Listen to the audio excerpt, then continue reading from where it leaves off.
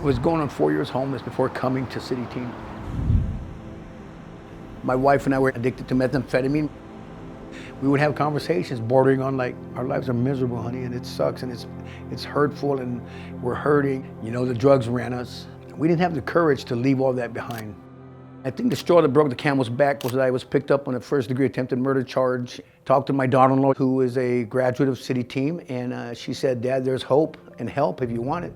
I came to City Team that day, September 18th, 2020, and I haven't left since. I watched the mighty hand of God through City Team and the various endeavors they do throughout the community with the homeless situation, the food pantries. And I'll tell you that he moved me. Work at a warehouse now, and what got me the job was I believed that I was forklift certified, and I got that here through City Team. You know, I never thought I would be any kind of a leader other than down the bad road, you know. But I'll tell you what, you know, when I started to read his word and I asked him to help me to understand it, other men started saying, hey, what are you doing? And we'd hold Bible studies, you know, we'd get together and we'd share the word. And God's answered prayers. I have a brother that was out there and he showed up and he's in treatment. God does hear, he does answer, he does care. You know, I don't need much now. I have my God. I'm not going back to that life that I've left. I've lost enough. And it was the joy in her voice when she said, I am so proud of you. Because it's been a hard road. I've had several family members die while I've been through my treatment here at City Team. Not of the least is my wife. On the day of my graduation, which was supposed to be a day of joy and celebration, my father-in-law called. I answered the call and he said, Steve, I'm sorry that you have to hear this from me. And it was at that moment that I looked up to the sky and I said, you know what, God, if I've ever needed you now's that time. Now's that time that you need to show up, you know? And he showed up. In my opinion, there was a temptation of the highest order with the news of my wife passing and the day of graduating, because, you know, I could partake in all the illicit activities that people who hurt partake in, you know. I wasn't gonna do that. On the graduation night, when I did my graduation speech, I remember in my pain and my hurt and my grief and my sorrow, as deep as it was, His Spirit shone through. His Spirit encouraged me to smile, to lift up my head, and to speak out to the audience and let them know about the strength that God had given me that day. That's what Christ had in mind.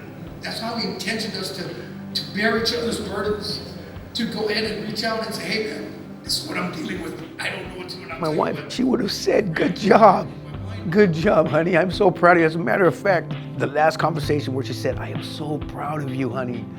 You are almost there. And it's like, she just said, you know what? You did it. The part that I had to play in his story is ongoing. The part my wife had to play in his story has passed. But I've been able to learn how to deal with grief and loss today at City Team.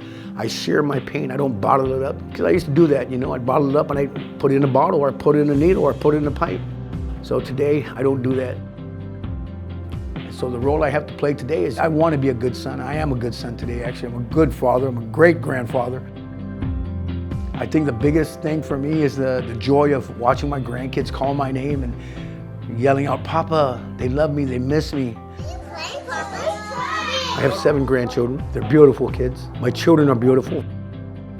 This is what I learned from my son, that love is an action word. He told me, Dad, it's a verb. You got to put it in action. You can't just tell me you love me, show me you love me. And I'm learning that that's the part that we're to play, that I can play now for the rest of my life, is to be of a helping hand. I'll tell you what, City Team has definitely helped me to understand that if we all help, it does get better. I serve my God. All this history is His story.